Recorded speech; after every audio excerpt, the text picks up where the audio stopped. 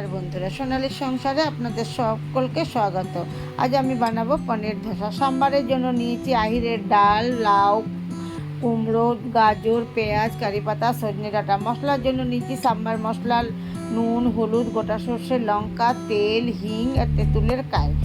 আলু মশলার জন্য নিয়েছি পেঁয়াজ, লঙ্কা, নারকেল, গাজর, বাদাম। ধোসার ব্যাটারের জন্য নিয়েছি আতপ চাল, ভাতের চাল, বিরির ডাল, অল্প একটু ছোলার ডাল ভিজিয়ে বাটা, অল্প একটু পনির। চাটনির জন্য নিয়েছি বাদাম, ছোলার ডাল, নারকেল, আলু সেদ্ধ।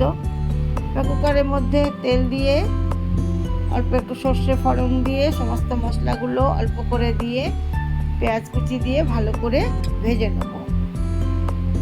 কিছুক্ষণ ভেজে নেওয়ার পর আমি একটু কারি পাতাও তার মধ্যে দিয়ে দেবো।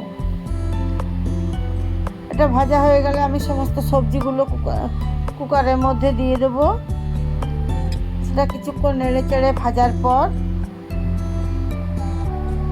ওটা অন্য পাত্রে আমি বাটারটা ঢেলে নিয়ে একটু পাতলা করে নুন দিয়ে রেডি করে নেব।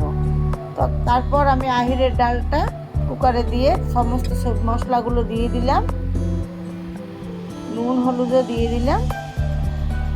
তারপর কিছুক্ষণ নাড়াচাড়ার পর আমি জল দিয়ে সেদ্ধ হতে দিয়ে দিলাম।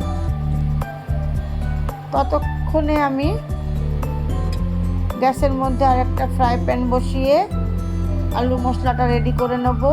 আলু মশলার জন্য ফ্রাই প্যানের মধ্যে একটু সর্ষের তেল দিয়ে বাদামগুলো ভালো করে ভেজে নিয়ে তারপর পেঁয়াজ কুচি, নারকেল কুচি, কারি পাতা,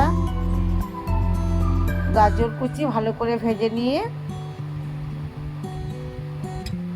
আলুটা ম্যাশ করা আলু নুন হলুদ দিয়ে ভালো করে আমি ভেজে নিলাম। ততক্ষণে আমি অন্য আরেকটা তাওয়া বসিয়ে ব্যাটার দিয়ে একটা ধোসা বানিয়ে নেব।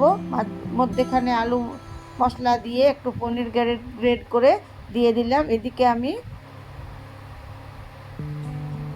ভেজে রাখা ছোলার ডাল, বাদাম, দুটো কাঁচা লঙ্কা দিয়ে ভালো করে পেস্ট করে নিলাম।